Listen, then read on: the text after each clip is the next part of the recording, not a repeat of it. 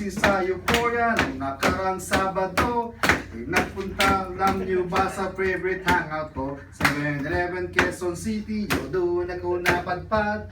Walang kang tao-tao doon, and yo it was so sad. Nang biglang may pumasok sa chick, ang ganda. Nakakainis, walang mintis, pati ang kutis niya. Mata niya'y kulay brown, meron siyang braids sa ngipin. Kamukha siya ni Tita Avila kung iisipin. Katawan niya 36, 24, 34. Sa panong paraan kaya ako makakascore. Magaling siyang pumorma, suot niya ay hanging shirt. Nang dumukot siya ng pera, mga tangkay niyang shirt. Kaya ako hindi nagsabi, hey girl, I like your style. Siya'y kumagat and kumindat at nagpakita ng smile. Tinanong niya ako, hey Andrew E of Euphoria. Sumagot siya, hey Andrew, my name is Billy B. Rocha. Billy B. Rocha, Billy B. Rocha. Nawat na talagang type ko siya. Billy B. Rocha, Billy B. Rocha. Nag-meeting ka. Ako sa beauty niya.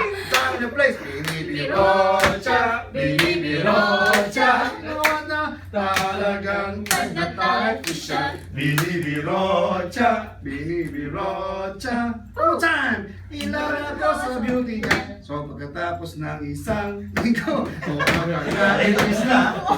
Billy Rocha ay nakita ko sa disco. At ako ay nagulat sa aking napuna. Oh my God! Ang kasama niya ay lima-lima. Ang sabi ko, hey Beanie, can you still remember me? Siya'y nagulat at nabiglang, let's go, Andrew E! Sumama siya sa akin, kung anong sa inyo.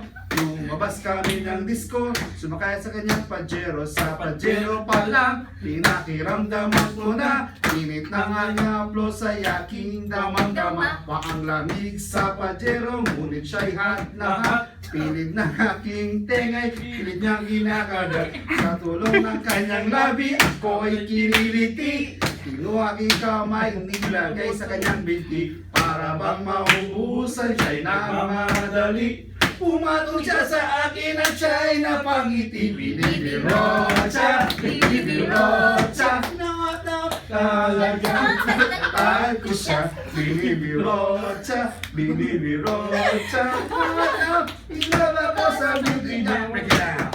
Bring it down. Bring it down.